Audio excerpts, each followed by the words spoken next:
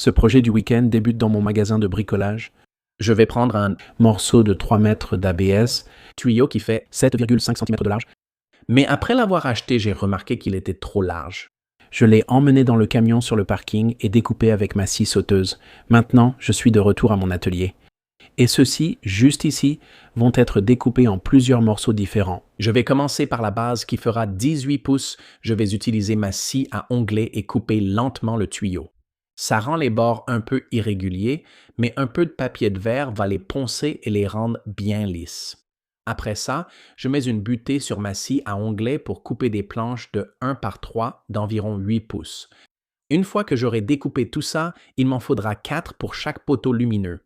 Je vais faire une petite encoche à 45 degrés dessus pour donner un peu de style. Ça rend super bien.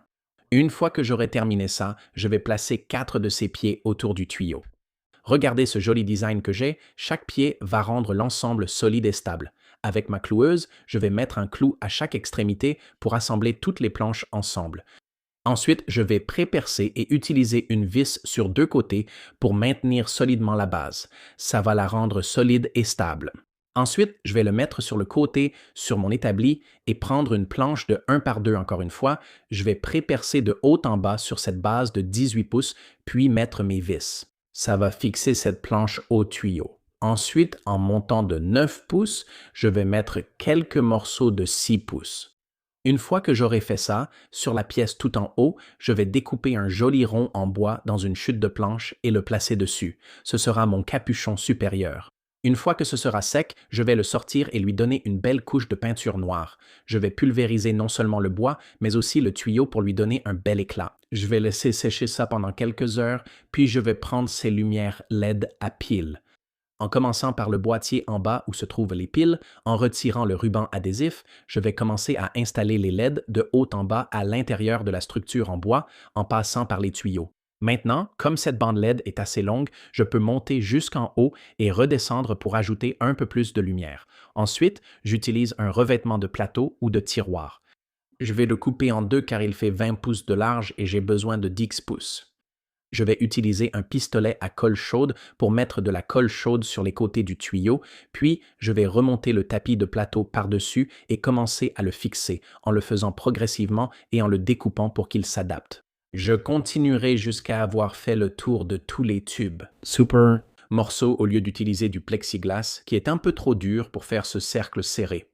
Une fois que j'ai fini toute la colle chaude et que j'ai tout enroulé, regardez ça. Il est temps de les ramener et de les allumer. Et regardez ça. J'aime qu'elles changent de couleur et qu'on puisse les contrôler avec une télécommande. En utilisant une scie à main, j'ai soigneusement découpé toute la pièce en plastique. Avec mon pistolet à colle chaude, j'ai appliqué une grande quantité de colle autour du bord du cylindre. Ensuite, j'ai retourné la première assiette et je l'ai appuyée fermement contre le tuyau encollé. Une fois que les deux assiettes sont bien fixées, retournez la base de votre bougie pour que les assiettes soient à plat sur le sol. J'ai recouvert le cylindre et l'assiette de peinture en spray métallique de haut en bas.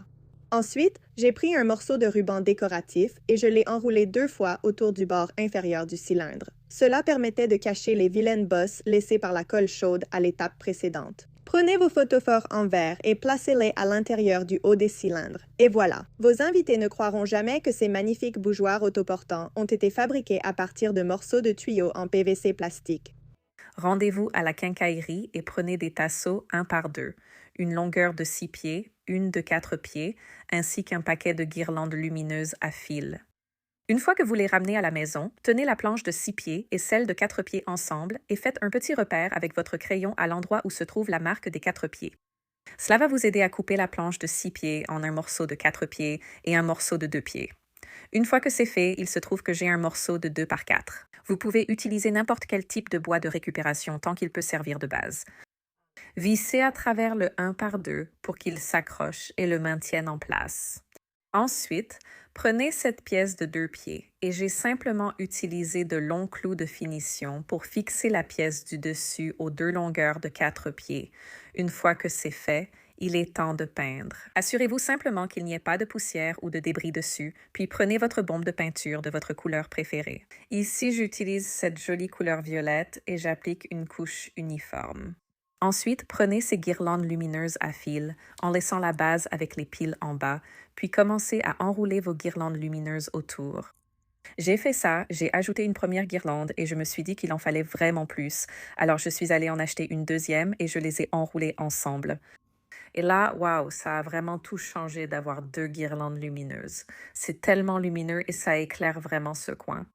J'espère que vous testerez cela aussi et que cela apportera une touche lumineuse à votre fête, à la chambre d'un enfant ou ailleurs dans la maison. Allons à la quincaillerie prendre un tuyau de 3 pouces de diamètre et 60 cm de long. Ce que je dois faire, c'est couper ça en deux. C'est facile à faire puisqu'il fait 60 cm de long. On va simplement faire une marque à la ligne des 30 cm.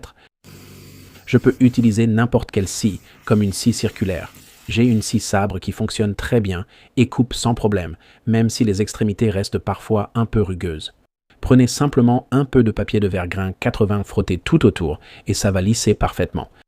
Nous aurons besoin de 3 tailles de forêt, grand, moyen et petit. Commencez avec le petit forêt. Nous allons percer des trous de façon aléatoire autour du tuyau. Vous verrez d'ici le genre de motif que vous recherchez, et ce motif, c'est qu'il n'y a pas de motif. Le motif, c'est mauvais, le hasard, c'est bien. On va juste percer des trous partout, de haut en bas, mais ne dépassez pas la moitié du tuyau. Une fois que vous avez fait un bon nombre de trous, il est temps de passer au forêt de taille moyenne. En commençant par le milieu, vous prenez le forêt de taille moyenne. Nous allons maintenant élargir un peu les trous avec la perceuse. C'est plus facile à faire parce qu'on a déjà percé avec le forêt plus petit, passer au plus grand et percer quelques-uns des petits trous du bas. Comme vous pouvez le voir, en commençant à peindre, on a petit, moyen et grand. Maintenant, avec la peinture, ça couvre plutôt bien. Il faut y aller par petite pression. S'il faut 2 ou 3 couches, c'est mieux car comme ça, vous n'aurez pas trop de coulure avec la peinture. Une fois que tout sera recouvert, ça va vraiment bien rendre. Assure-toi de bien faire l'intérieur aussi. Laissons sécher ça et maintenant je prends quelques petites pièces de Jenga d'un magasin discount. Prends de la colle à bois et mets-en sur le dessous. J'utilise ce morceau de bois récupéré pour y coller ces pièces. Ces morceaux de bois de récupération, un peu plus longs que le tuyau, serviront parfaitement d'entretoise. Quand tout sera collé, je peindrai le bois en noir avec de la peinture en spray. Je ne vais mettre qu'une seule couche parce que je veux que le grain du bois ressorte un peu. Quand ça sèche, vous verrez que ça ne couvre pas complètement. Mon seul souci, ce sont les lampes solaires que je vais utiliser, un peu trop petites, mais j'ai une solution. Prenez de la colle chaude et, encore une fois, j'ai pris de la corde dans un magasin discount. Je vais coller ça à l'intérieur du tuyau, en haut. Maintenant, continuez simplement à enrouler cette ficelle tout autour et ça va bien coller à l'intérieur. Ce sera notre petite barrière qui va maintenir notre lampe en place. Comme vous pouvez le voir, ça tient bien. Il suffit de placer la lumière à l'intérieur et voyez, elle s'adapte parfaitement au ras du dessus. Maintenant, il est temps de prendre la planche que nous avons peinte, de la retourner et nous allons simplement mettre un crochet de fixation à l'arrière. Un seul crochet simple suffira puisque c'est léger. Maintenant, une fois que tout est sec, nous allons prendre un peu de colle chaude et en mettre une bonne quantité sur les 2 petites pièces de Jenga qui dépassent. Nous allons prendre notre tube, le centrer, puis l'appuyer fermement. Ça va très bien tenir, il n'y aura aucun problème. Maintenant, avec les lampes solaires, il suffit d'appuyer sur le bouton et regardez ça. Quand il fait sombre, la lumière s'allume, comme vous pouvez le voir dans cet exemple. Installez la lampe, placez la lumière solaire et ça rend vraiment bien juste posé sur le mur. Mais quand la nuit tombe, regardez comme ça s'illumine. C'est incroyable de voir comment la lumière descend le long du mur et brille aussi à travers les trous. Elle accueille très bien nos invités et notre famille lorsqu'ils arrivent tard chez nous.